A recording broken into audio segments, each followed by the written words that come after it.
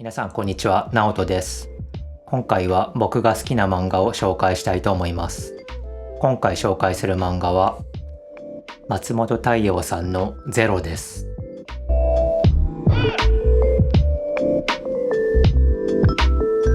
松本太陽さんはピンポンや鉄痕キンクリートを描いた漫画家で、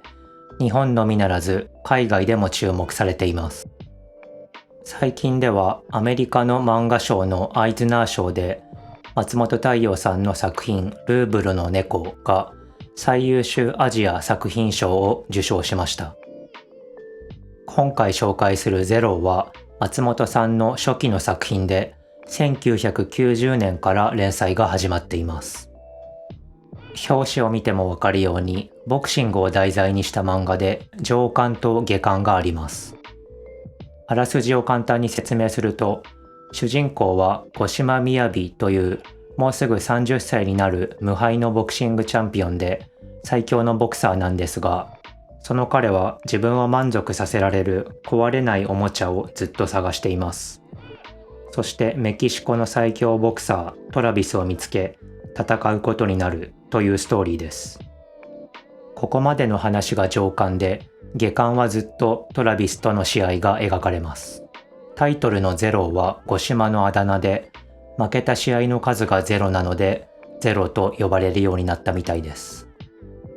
描かれているテーマは少年誌のスポーツ漫画とは一線を画していて、友情や努力は描かれていません。五島はリングの上でしか生きられない哀れな存在として描かれていて、孤独や悲哀がこの作品全体を覆っています。勝利すらこの漫画の中では不幸なものとして描かれていると思いました。そして花という言葉もこの作品の重要なキーワードになっています。物語は五島の花だという独り言から始まり、1ページ目で五島が着ているガウンにも大きく花が描かれています。第2話では、花ってのは散るから綺麗なんだろうと訪れた記者に五島が語っているシーンがあり、いつまでも勝ち続けている自分とは対照的な存在として花を見ている五島が描かれています。そのシーンでは五島の花に対する憧れや花のように生きることへの憧れが垣間見えます。この物語の第1話のタイトルは増加なんですが、いつまでも勝ち続けている五島を最も残酷に言い表した言葉と言えます。もちろん他にも物語を構築する重要なキャラクターがたくさん出てきて、五島との関係や五島に対する複雑な感情が描かれています。その中の一人の荒木は五島のトレーナーで、五島に対する信頼や誇りはもちろんあるんですが、五島を育てたことを後悔しているようなシーンも出てきます。そのシーンでは怪物を生み出してしまったフランケンシュタインの苦悩を思い出しました。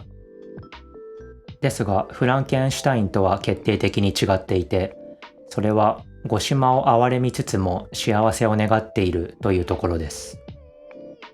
試合に勝っても孤独が続き、負けて引退しても何もすることがない最強ボクサー。そんな五島にメキシコの最強ボクサートラビスが何をもたらすのか。読み終えた後はこの漫画のタイトルゼロに悲しい意味が含まれていることに気づきました。守るべきものがなくても、一緒に高みを目指すライバルがいなくても、世界には様々な1が溢れているので、五島にはその1をいつか見つけてほしいなと思いました。もちろん絵や小回りもめちゃめちゃかっこいいです。キャラクターが一番かっこよく見えるポーズを選ぶセンスは初期の作品から健在で、それを映すカメラの位置も変幻自在です。第1話ではフラッシュバックが使われていて映画っぽくなっているので、下のリンク先で見てみてください。特に印象に残っているコマは、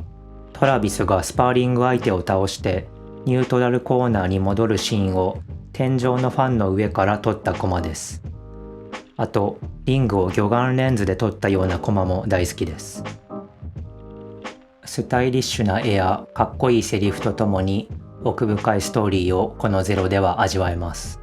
気になった方はぜひ読んでみてください。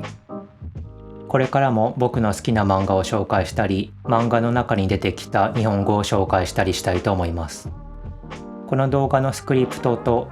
今回使った難しい単語の英訳も下のリンク先で見ることができますので、ぜひ見てみてください。ではまた次回お会いしましょう。じゃあねー。